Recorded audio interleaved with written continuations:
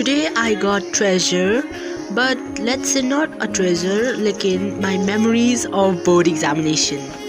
Hey guys, I am 11th grade student और आज मैं बताने जाना हूँ the things that I used during my board examination. So first of all comes this ball pen जो मैंने bundles में लिया था and actually जो आप देख रहे हैं I used all of it.